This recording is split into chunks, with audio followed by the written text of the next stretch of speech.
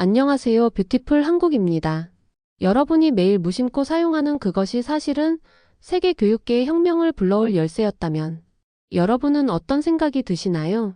오늘은 600년 전 동양의 한 왕국에서 시작된 놀라운 지혜가 현대과학과 만나 일으키는 감동적인 이야기를 들려드리려 합니다. 하버드와 MIT의 석학들이 왜 이제야 발견했을까 탄식하고 세계보건기구가 주목한 이 비밀은 우리 삶에 늘 존재했지만 그 진정한 가치는 알지 못했던 것이었습니다. 무엇보다 놀라운 것은 이 발견이 한 외국인의 간절한 소망에서 시작되었다는 점입니다. 미국 CNN의 한 베테랑 다큐멘터리 프로듀서가 난독증을 앓는 자신의 손자를 도우려는 마음으로 시작한 취재로부터 시작된 그 여정은 전혀 예상치 못한 방향으로 흘러갔다고 합니다. 15세기 동아시아에서 탄생한 위대한 문화유산이 현대 뇌과학과 교육학의 최첨단 연구와 놀랍도록 정확히 일치한다는 사실이 밝혀낸 것이죠. 인간의 뇌가 언어를 인식하는 원리를 어떻게 그 시대에 이렇게 완벽하게 구현할 수 있었을까? 세계적 신경과학자들의 경탄 속에 우리가 알고 있다고 착각했던 문화유산에 숨겨진 천재성이 21세기 교육의 위기를 구할 열쇠로 재발견되고 있다고 합니다. 여러분을 600년의 시간을 뛰어넘는 놀라운 여정으로 초대합니다. 사연 시작하겠습니다.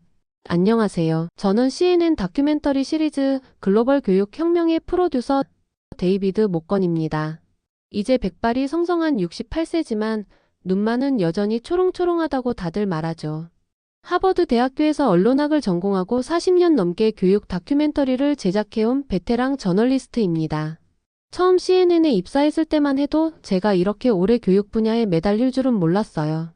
베트남 전쟁의 참상을 취재하던 전쟁 특파원에서 시작해 정치, 경제, 환경 등 다양한 주제를 다뤄왔지만 결국 제 심장을 사로잡은 건 교육이었죠. 어쩌면 교사였던 어머니의 영향인지도 모르겠습니다.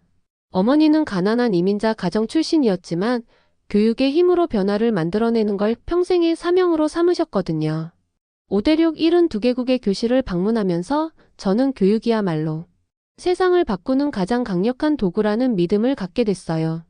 카메라 렌즈를 통해 전 세계 아이들의 눈빛을 담아왔고 그들의 이야기를 전하는 메신저가 되려고 노력했습니다. 때로는 낙후된 지역의 열악한 환경에서 좌절하기도 했지만 그럴 때마다 저를 일으켜 세운 건 교육을 통해 삶이 변화된 아이들의 밝은 웃음이었어요. 은퇴를 1년 앞둔 지금 이번 다큐멘터리가 아마도 제 마지막 작품이 되겠네요. 하지만 지금부터 들려드릴 이야기는 그저 또 하나의 교육 보고서가 아니라 제 인생을 완전히 바꿔놓은 놀라운 발견에 관한 거예요.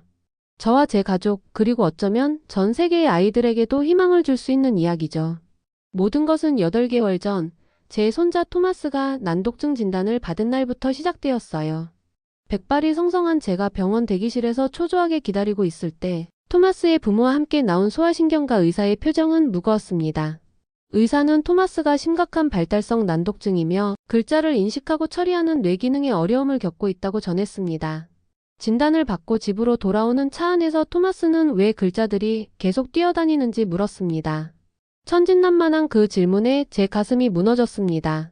세계 각국의 교육 시스템을 연구해온 전문가라는 사람이 정작 자신의 손자는 도울 수 없다니 얼마나 무력한 일인가요? 그날 밤 저는 제 서재에서 교육에 관한 책들을 뒤적이며 밤을 새웠지만 해답은 나오지 않았어요.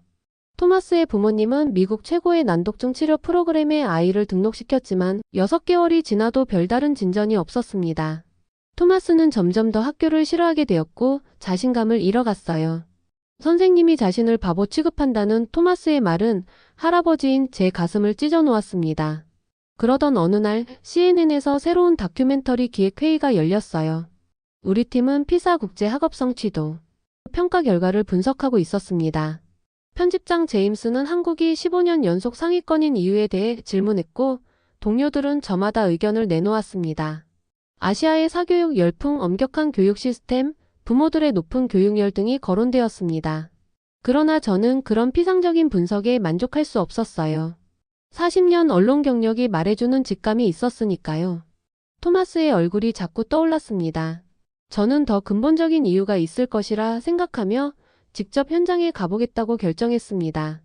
편집장은 제 나이와 최근의 심장 스텐트 시술을 언급하며 대신 짐 해리슨을 보내자고 제안했습니다. 짐 해리슨은 제가 CNN에 영입한 젊은 리포터로 최근 들어 저의 자리를 노리고 있던 야심가였습니다. 저의 은퇴 시기가 다가오면서 경쟁 관계는 더욱 심화되고 있었지만 저는 이 주제가 특별하다며 직접 가야 한다고 주장했습니다. 회의가 끝나고 복도에서 짐과 마주쳤을 때 그는 승리를 확신하는 미소를 지으며 제 나이에 장거리 출장이 무리일 수 있다고 언급했습니다. 그는 자신이 대신 가겠다고 제안했지만 저는 직접 취재하겠다는 의지를 굽히지 않았습니다. 짐은 제 시대가 서서히 저물고 있으며 구식 다큐멘터리는 더 이상 시청자들의 관심을 끌지 못한다고 언급했습니다. 그의 말은 아프게 다가왔지만 저는 은퇴할 때까지 자신의 방식대로 일하겠다고 대답했습니다. 집에 돌아와 한국 교육에 관한 자료를 조사하던 중 우연히 발견한 한 논문이 제 호기심을 끌었어요. 한글의 과학적 구조와 언어 습득의 효율성이라는 제목의 하버드 언어학 저널 논문이었죠. 논문은 한글이 세계에서 가장 논리적이고 학습하기 쉬운 문자 체계라는 놀라운 주장을 하고 있었습니다. 저자 제니퍼 리 박사는 한글이 단순한 문자가 아닌 과학적 원리에 기반한 혁명적 언어 시스템이라고 설명했습니다. 자음은 발음 기관의 모양을 본떴고 모음은 우주의 기본 원리를 상징한다고 했습니다. 이러한 시각 마이너스 청각 마이너스 의미의 통합적 구조가 인간의 뇌가 언어를 처리하는 방식과 놀랍도록 일치한다는 내용이었습니다. 더 놀라운 것은 논문의 마지막 부분이었어요. 예비 연구 결과에 따르면 한글의 원리를 응용한 학습법이 난독증, 아동의 읽기 능력 향상에 큰 효과를 보였다는 내용이었습니다. 특히 심각한 난독증을 가진 아이들에게서 더 뚜렷한 개선이 나타났다고 했어요. 그 순간 제 심장이 빠르게 뛰기 시작했습니다. 이것이 토마스에게 희망이 될 수 있을지, 단순한 교육 다큐멘터리를 넘어 제 손자를 위한 희망의 빛이 될 수 있을지 생각했습니다. 600년 전 세종대왕이 창제한 한글의 현대 교육의 문제를 해결할 열쇠가 숨어 있다면 그 가능성만으로도 저는 밤잠을 이룰 수 없었어요. 다음 날 아침 저는 토마스의 담당 의사 캐롤린 피셔 박사에게 한글을 이용한 난독증 치료법에 대해 문의했습니다. 의사는 최근 학술지에서 관련 연구를 보았지만 아직은 실험적인 단계라고 대답했습니다. 토마스의 경우 난독증이 꽤 심각하여 전통적인 치료법으로도 진전이 느린데 검증되지 않은 방법을 시도하는 것에 대해 우려를 표했습니다. 저는 CNN 다큐멘터리 취재로 한국에 가서 더 자세히 알아보겠다고 했습니다. 의사는 너무 큰 기대는 하지 말라고 조언하며 토마스의 부모님께도 미리 설명해 두라고 당부했습니다. 그들이 지금 많은 스트레스를 받고 있다는 점을 고려해달라고 했습니다. 전화를 끊고 창밖을 바라보는데 짐 해리슨에게서 전화가 왔습니다. 편집장이 우리 둘 다 한국에 보내기로 했다며 그는 교육 시스템을 짐은 K-팝과 한류 문화를 취재하기로 했다고 전했습니다. 저는 마음이 무거워졌습니다. 짐이 동행한다는 것은 제 취재를 감시하고 간섭할 기회를 얻는다는 의미였으며 그는 제 손자의 난독증 문제도 알고 있었습니다. 만약 제가 개인적인 목적으로 회사 자원을 사용한다고 느끼면 편집장에게 보고할 수도 있었습니다. 그럼에도 불구하고 저는 이 기회를 놓칠 수 없었습니다. 그날 저녁 토마스의 부모님을 만나 제 계획을 설명했습니다. 그들의 표정은 복잡했습니다. 제 아들 마이클은 그런 방법이 정말 토마스에게 도움이 될지 의문을 표했습니다. 그들은 이미 여러 치료법을 시도했지만 큰 효과가 없었으며 토마스도 지쳐가고 있다고 했습니다. 저는 한글이 다른 문자 체계와 달리 과학적 원리에 기반해 설계되었으며 그 원리가 난독증 아이들에게 효과적일 수 있다고 설명했습니다. 제 며느리 제니퍼는 토마스를 위해 무엇이든 하고 싶지만 토마스에게 또 실망을 안겨주는 것은 아닐지 걱정된다고 했습니다. 저는 그들에게 확실한 정보를 알아와 보겠다고 약속했습니다. 그날 밤 짐 해리스는 취재의 각도를 바꿔보자고 제안했습니다. 한국 교육의 부정적인 측면도 조명해보자며 사교육비 부담, 학생들의 스트레스 등을 언급했습니다. 저는 다큐의 주제가 한국 교육의 성공 비결이라고 강조하며 취재해보고 판단하자고 했습니다. 선입견을 가지고 가지 말자고 당부했습니다. 통화를 끊고 나니 마음이 무거워졌습니다. 짐은 분명 제 다큐멘터리를 훼손하려 하고 있었으며 한국 교육의 부정적인 면을 부각시켜 제 취재의 가치를 떨어뜨리려는 의도가 분명했습니다. 더구나 제가 개인적인 목적으로 이 취재를 활용한다는 사실을 안다면 문제가 될 수 있었습니다. 하지만 어떤 장애물도 저를 막을 수 없었습니다. 토마스를 위해 그리고 제 마지막 다큐멘터리가 될지도 모르는 이 작품을 위해 저는 끝까지 가야 했습니다. 비행기 탑승을 하루 앞둔 저녁 토마스와 영상통화를 했습니다. 토마스는 할아버지가 어디에 가는지 물었고 저는 한국이라는 나라에 가서 그에게 도움이 될 만한 것을 찾아오겠다고 설명했습니다. 토마스는 그것이 글자들이 도망가지 않게 해주는 것인지 물었고 저는 그렇다고 대답했습니다. 토마스의 순수한 믿음이 담긴 눈빛이 제 마음을 더욱 단단하게 만들었습니다. 이 여정은 단순한 다큐멘터리 제작을 넘어 제 손자의 미래와 제 인생의 마지막 도전이 될 것이었습니다. 다음 날 아침 한 손에는 토마스의 사진을, 다른 손에는 난독증과 한글에 관한 연구자료를 든 채 저는 한국행 비행기에 몸을 실었습니다. 짐 해리스는 나중에 합류하기로 했다며 출발을 미뤘습니다. 저에게는 그와의 경쟁보다 더 중요한 사명이 있었습니다. 제 직감은 틀리지 않을 거라고 믿었습니다. 이것은 그저 평범한 취재가 아니라 무언가 특별한 발견으로 이어질 것이라는 확신이 들었습니다. 그리고 그 확신을 안고 저는 14시간의 비행을 시작했습니다. 인천국제공항에 도착한 순간부터 저는 깊은 인상을 받았어요. 미국의 혼잡한 공항과는 달리 모든 것이 체계적이고 효율적으로 움직이고 있었죠. 더 놀라운 것은 공항 곳곳에 보이는 안내판이었습니다. 영어, 중국어, 일본어와 함께 한글로 된 안내가 눈에 들어왔어요. 그 단순하면서도 기하학적인 문자 체계가 어쩐지 미래적으로 보였습니다. 한국교육개발원의 박지원 연구원이 밝은 미소로 저를 맞이했습니다. 유창한 영어로 대화를 이어가는 그녀의 모습에 저는 또 한 번 놀랐습니다. 대화 중 그녀는 한국인들이 영어 학습에 많은 시간을 투자하지만 언어를 빨리 배우는 진짜 비결은 한글 덕분이라고 설명했습니다. 그날 오후 우리는 서울의 한 초등학교를 방문했습니다. 교실에 들어서자 1학년 아이들이 한글을 배우고 있었어요. 놀라운 것은 그 속도였습니다. 아이들이 자음과 모음을 조합해 단어를 만들고 문장을 읽는 모습이 마치 퍼즐을 맞추는 것처럼 자연스러웠어요. 미국의 또래 아이들과 비교하며 놀라움을 표현하자 담임교사는 한글이 배우기 쉽게 설계되었다고 설명했습니다. 세종대왕이 배우기 쉽고 쓰기 쉽게 만들었다는 이야기였습니다. 수업이 끝난 후 박 연구원은 저를 학교 도서관으로 안내했어요. 그녀가 보여준 자료에는 한국의 문해율 통계가 있었습니다. 놀랍게도 한국의 성인 문해율은 99.9%에 달했어요. 이것을 한글 효과라고 부른다고 합니다. 다음 날 우리는 세종학당을 방문했어요. 이곳은 외국인들에게 한국어를 가르치는 기관이었습니다. 수업을 관찰하면서 저는 또 다른 놀라운 사실을 발견했어요. 다양한 국적의 사람들이 놀라울 정도로 빠르게 한글을 습득하고 있었거든요. 세종학당 교사는 평균적으로 외국인들이 1일에서 2일 만에 한글을 읽을 수 있게 된다고 설명했습니다. 한글은 자음과 모음의 조합 원리만 이해하면 누구나 쉽게 배울 수 있으며 이것이 세종대왕의 위대한 업적이라고 했습니다. 수업을 마친 호주 출신 학생은 한글이 믿기 힘들 정도로 쉽다고 말했습니다. 언어를 배우는데 항상 어려움을 겪었지만 한글은 마치 수학 공식처럼 논리적이라고 했습니다. 이 말을 듣는 순간 제 머릿속에 토마스의 얼굴이 떠올랐어요. 난독증으로 고통받는 제 손자에게도 이런 기적이 일어날 수 있을까요? 한글이 그의 학습을 도울 수 있을까요? 그날 밤 호텔방에서 저는 오랫동안 생각에 잠겼습니다. 여주에 있는 세종대왕역 사문화관을 방문한 날, 저는 인생에서 가장 큰 충격과 감동을 동시에 느꼈어요. 박물관으로 향하는 차 안에서 박지원 연구원이 들려준 이야기만으로도 이미 가슴이 뛰고 있었는데 막상 도착해서 마주한 세종대왕의 초상화는 저를 압도했습니다. 온화하면서도 지혜로운 눈빛이 600년의 시간을 뛰어넘어 제게 무언가를 말하려는 듯 했어요. 문화관 입구에서 우리를 맞이한 이는 김민수 큐레이터였습니다. 60대 중반으로 보이는 그의 눈에는 세종대왕에 대한 존경심이 깃들어 있었어요. 김 큐레이터는 세종대왕이 단순한 군주가 아닌 세계 역사상 유례없는 교육혁명가였다고 설명했습니다. 백성들이 지식을 얻지 못해 고통받는 모습을 보고 밤잠을 이루지 못했으며 특히 문자를 모르는 백성들이 관리들에게 속아 억울한 일을 당하는 것을 보며 깊은 슬픔을 느꼈다고 합니다. 놀라운 점은 세종대왕이 한글을 창제하던 15세기 당시 전 세계 어디에서도 문자 교육과 지식, 보급을 위한 이런 혁명적 시도가 없었다는 사실이었어요. 유럽에서는 구텐베르크가 인쇄술을 발명하던 시기였지만 보통 사람들을 위한 새로운 문자를 만들겠다는 발상은 없었죠.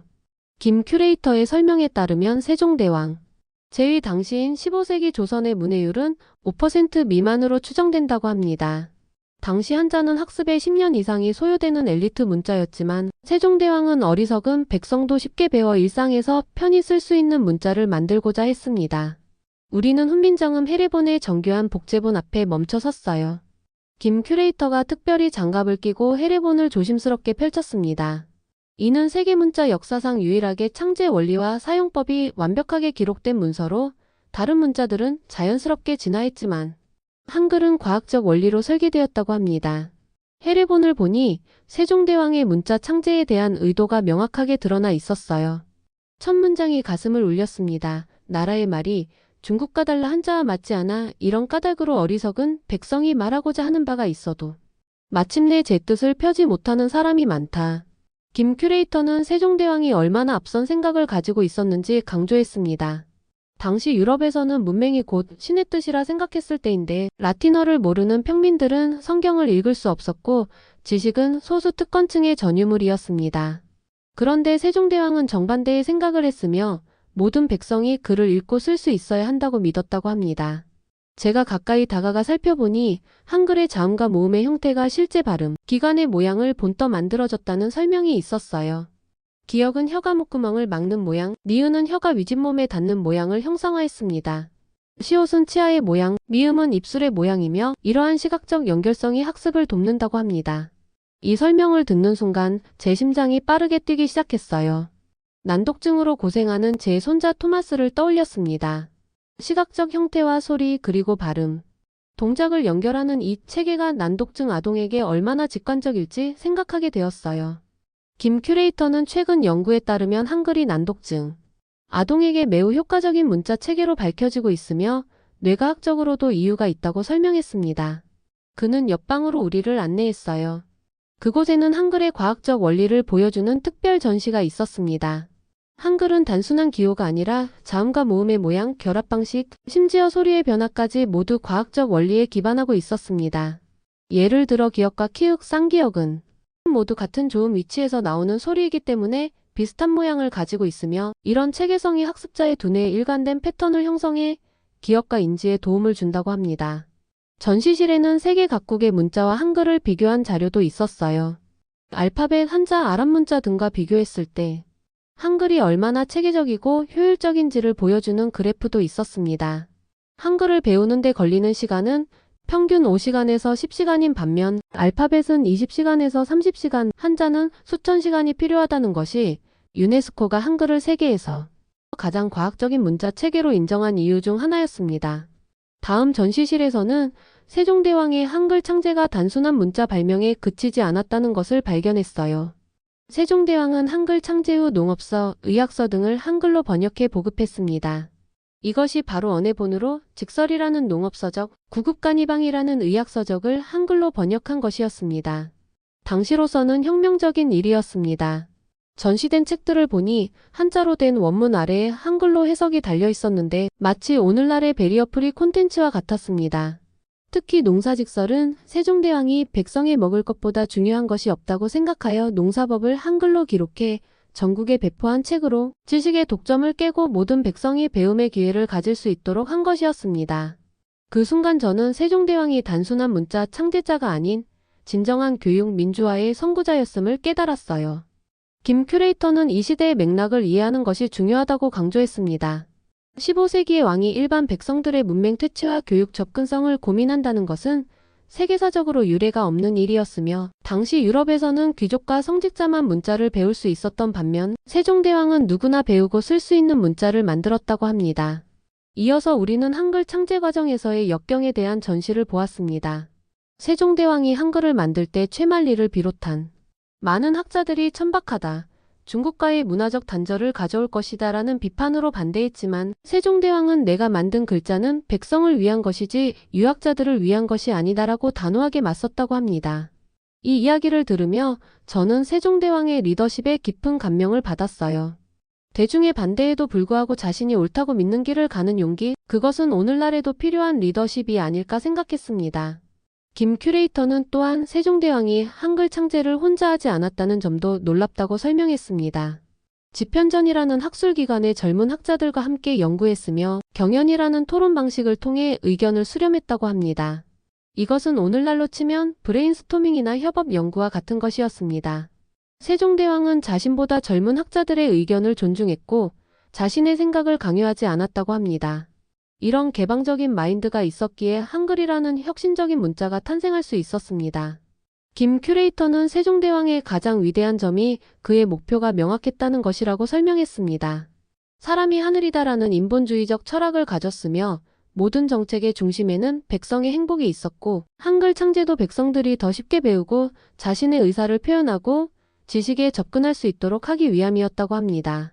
마지막 전시실에는 세종대왕의 다른 업적들이 소개되어 있었습니다.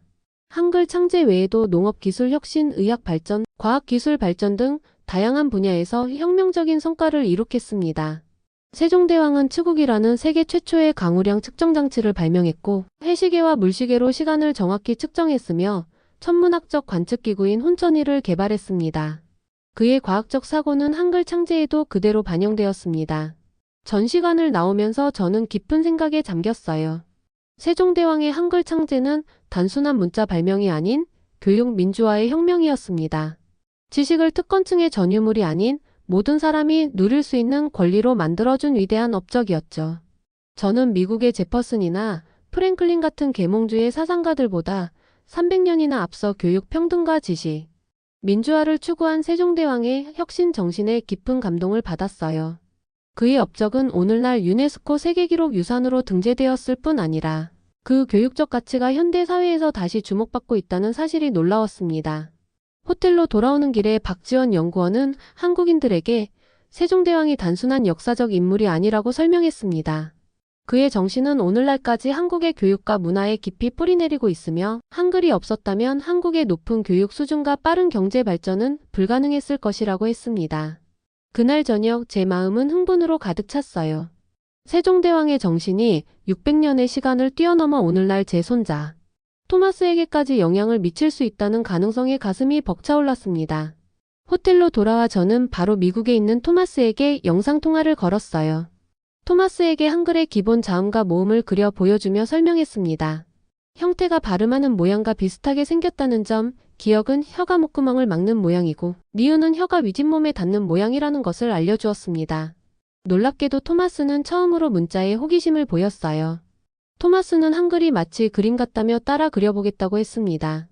토마스가 종이에 한글을 따라 그리는 모습을 보며 제 눈에는 눈물이 고였습니다. 토마스는 미음이 입모양 같다며 기쁘게 말했고 저는 그가 정확히 맞았다고 격려했습니다.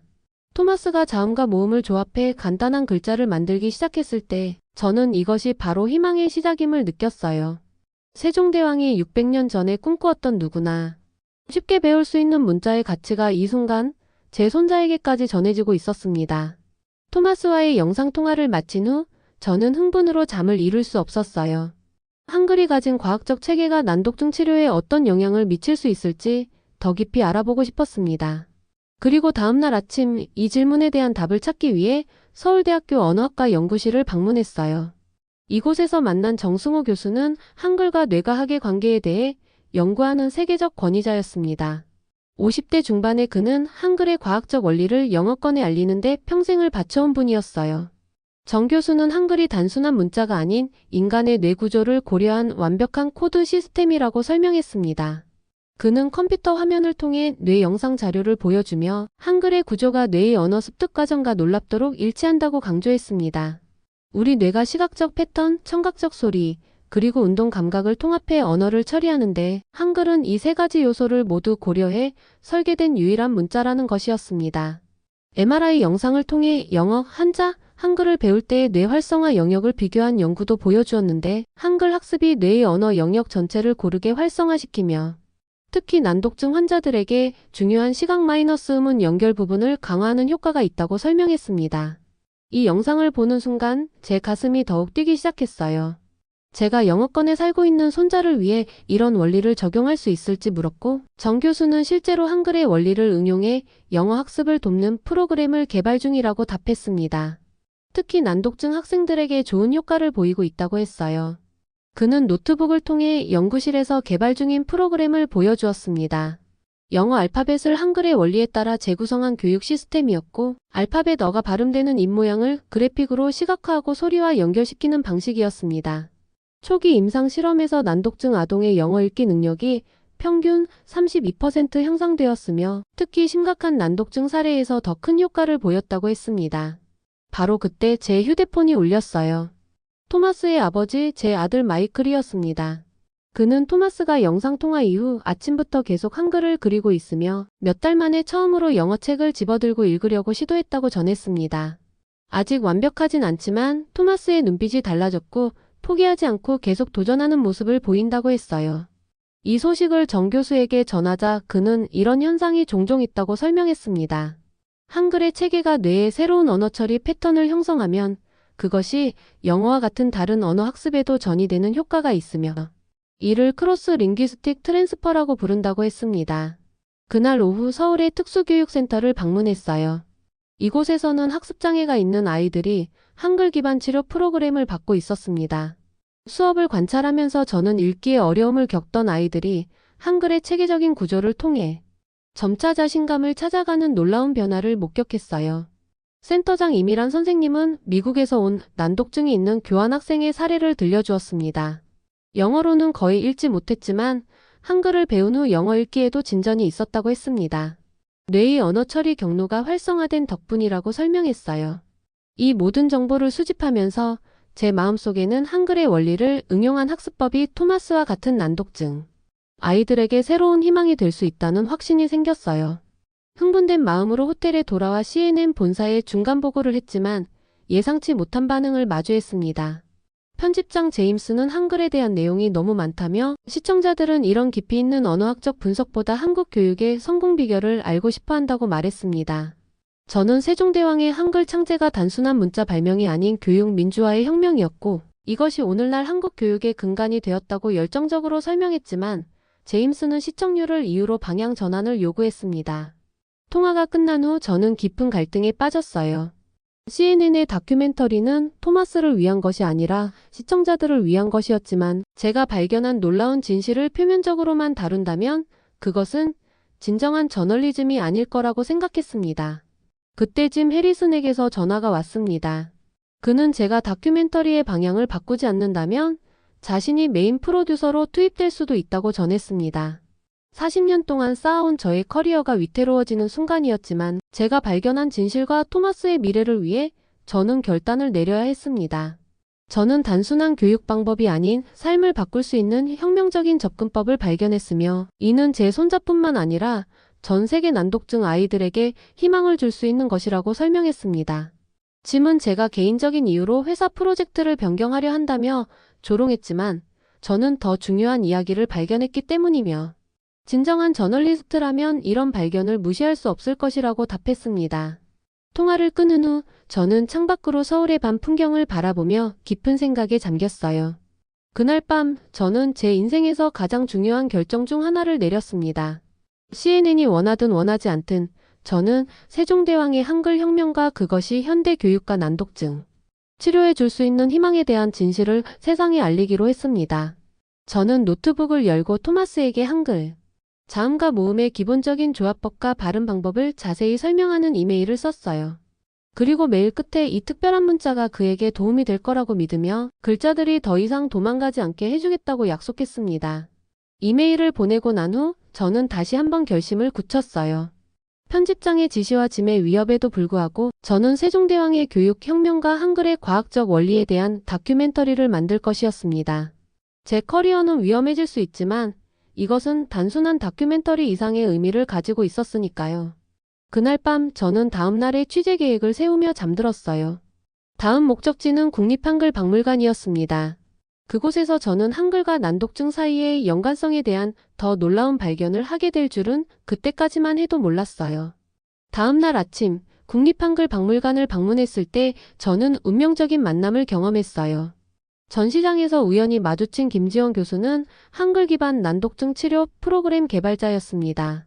김 교수는 제 다큐멘터리 작업에 대해 들었다며 자신이 개발 중인 프로그램을 보여주겠다고 제안했고 저는 기쁘게 수락했어요.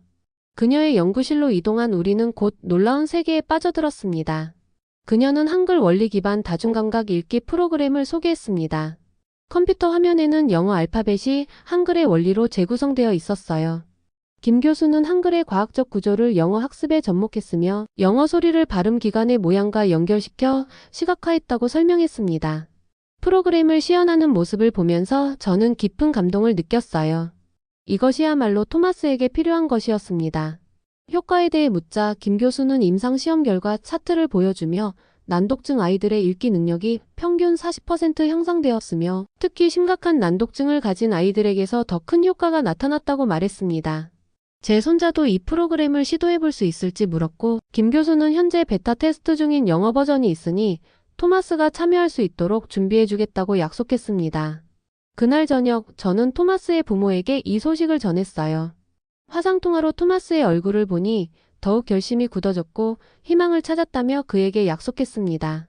다음 날 세종대왕기념관을 다시 찾았어요. 이번에는 더 깊은 이해를 위해서였죠. 큐레이터 김민수 씨는 세종대왕의 교육 철학에 대해 더 자세히 들려주었습니다. 세종대왕은 사람이 하늘이다라는 인본주의 철학을 가지고 있었으며 모든 백성이 교육받을 권리가 있다고 믿었다고 합니다. 그것이 한글 창제의 핵심 동기였다고 했습니다. 전시관을 돌아보며 제 시선은 한 기록에 고정되었어요. 세종대왕이 신하들의 반대에도 불구하고 한글 창제를 밀어붙인 이야기였습니다. 당시 유교 전통에서 한자를 버리는 것은 상상도 할 수 없는 일이었고 많은 신하들이 격렬히 반대했다고 합니다. 세종대왕이 흔들리지 않았다는 제 말에 김 큐레이터는 맞다고 하며 세종대왕이 자신이 만든 글자는 백성을 위한 것이지 유학자들을 위한 것이 아니라고 단호하게 말했다고 전했습니다. 이것이 바로 교육 민주화의 정신이라고 했어요. 이 말을 듣는 순간 제 가슴이 뜨거워졌어요. 600년 전의 왕이 보여준 이 용기와 혁신 정신에 깊은 감동을 받았습니다. 세종대왕은 단순한 문자 창제자가 아니라 교육 평등이라는 현대적 가치를 실현한 선구자였어요. 그날 밤 저는 CNN 편집장에게 다시 전화를 걸었습니다. 이번에는 다른 목소리로요. 제 다큐멘터리의 방향을 바꾸지 않을 것이며 이는 단순한 교육 성공 사례가 아니라 600년 전 세종대왕의 교육 혁명이 오늘날 우리 교육의 문제점을 해결할 수 있는 열쇠라는 사실을 세계에 알려야 한다고 말했습니다. 편집장이 그렇게 확신하냐고 묻자 저는 제 손자의 미래를 걸고 확신한다고 흔들림 없이 대답했어요. 그리고 그때부터 저의 진짜 여정이 시작되었습니다. 서울대학교 언어학과 한글 난독증 치료 연구팀의 협조로 토마스는 한글 원리 기반 읽기 프로그램의 베타 테스터가 되었어요. 미국으로 돌아가기 전 김지영 교수팀과 협력하여 토마스를 위한 맞춤형 학습 계획을 세웠습니다. 매일 30분씩 이 프로그램을 통해 토마스와 함께 공부해보세요. 김 교수의 조언을 따라 저는 미국으로 돌아왔어요. 토마스의 부모님도 이 새로운 접근법에 큰 기대를 걸었습니다. 첫 주는 쉽지 않았어요. 토마스는 여전히 읽기에 어려움을 겪었고 좌절감을 느꼈습니다. 하지만 2주차부터 변화가 시작되었어요.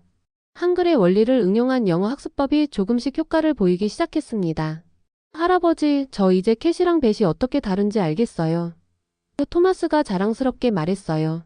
이전에는 구분하지 못했던 비슷한 단어들을 인식하기 시작한 것이었습니다. 한 달 후 토마스의 담당 의사는 놀라움을 금치 못했어요. 정말 놀라운 진전이에요. 토마스의 음운 인식 능력이 크게 향상되었어요. 이 프로그램이 정말 효과가 있나 봐요. 3달이 지난 후 토마스는 학교에서 처음으로 낭독 시간에 자원에서 책을 읽었다고 해요. 그의 자신감이 되돌아온 것이었습니다. 선생님이 제가 많이 좋아졌대요, 할아버지. 이 모든 변화를 지켜보면서 저는 CNN 다큐멘터리 제작에 더욱 열정을 쏟았어요. 세종대왕의 한글 창제 원리가 현대 교육에 줄 수 있는 혁신적 가치를 더욱 깊이 연구했고 한국에서 만난 전문가들과 지속적으로 교류했습니다. 그리고 마침내 다큐멘터리 문자혁명 세종대왕의 600년 교육 유산이 방영되었어요. 예상과 달리 시청자들의 반응은 놀라웠습니다.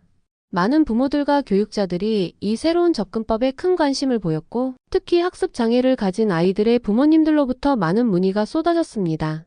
짐 해리슨조차 저에게 찾아와 사과했어요. 데이비드, 당신이 옳았어요. 이건 정말 중요한 이야기였네요. 당신의 열정과 확신이 만들어낸 결과라고 생각해요. 가장 감동적인 순간은 미국 교육부에서 연락이 왔을 때였습니다. 그들은 한글 원리 기반 난독증 치료 프로그램을 공립학교에서 시범 운영하고 싶다고 했어요. 이것은 제 직업적 커리어의 정점이었습니다. 하지만 개인적으로 가장 큰 보람은 토마스의 변화였어요. 1년 후 토마스는 학년 평균 독해력을 갖게 되었고 학교 생활도 즐겁게 하게 되었습니다. 그가 처음으로 스스로 책을 골라 읽기 시작했을 때 저는 그 어떤 수상 경력보다 더 큰 행복을 느꼈어요. 토마스의 10번째 생일 파티에서 그는 특별한 선물을 받았습니다. 김지영 교수가 보내온 한글로 된 동화책이었어요. 토마스는 그 책을 소중히 품에 안고 말했습니다. 할아버지, 저도 커서 한국에 가볼 거예요. 그리고 세종대왕님께 감사하다고 말할 거예요. 저는 미소 지으며 대답했어요. 그래, 토마스. 세종대왕님은 600년이 지난 지금도 많은 아이들을 도와주고 계시지. 그분의 지혜는 시간을 초월하는구나. 이제 저는 은퇴를 앞두고 있지만 새로운 프로젝트를 준비하고 있어요.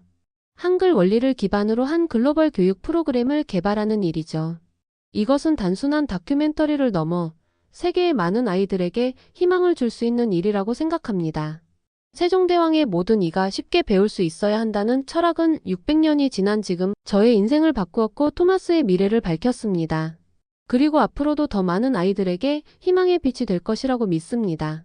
저는 이제 한글이 단순한 문자가 아니라 교육 평등과 지식민주화의 상징임을 깊이 이해하게 되었어요. 한국 방문을 통해 발견한 이 놀라운 유산에 깊은 감사함을 느끼며 이 이야기를 여러분과 나눌 수 있어 영광입니다. 세종대왕님, 600년이 지난 지금까지도 많은 이들에게 희망을 주셔서 감사합니다. 데이비드 모건의 놀라운 여정은 이렇게 끝을 맺습니다. 단순한 교육 다큐멘터리로 시작한 취재가 600년 전 조선의 세종대왕과 만나 현대 교육의 새로운 가능성을 열었고, 한 할아버지의 손자를 향한 사랑이 세계 많은 아이들에게 희망이 된 감동적인 이야기였습니다. 여러분은 오늘 영상 어떠셨나요? 전 세계가 주목하지 못했던 한글의 혁명적 가치, 그것은 여전히 우리에게 많은 가르침을 주는 것 같습니다. 여러분도 주변의 소중한 이들과 이 이야기를 나누어 보시길 바랍니다. 여러분의 좋아요는 저에게 큰 힘이 됩니다. 구독과 알림 설정도 부탁드립니다. 감사합니다. 뷰티풀 한국이었습니다. 오늘도 행복한 하루 되시길 바랍니다.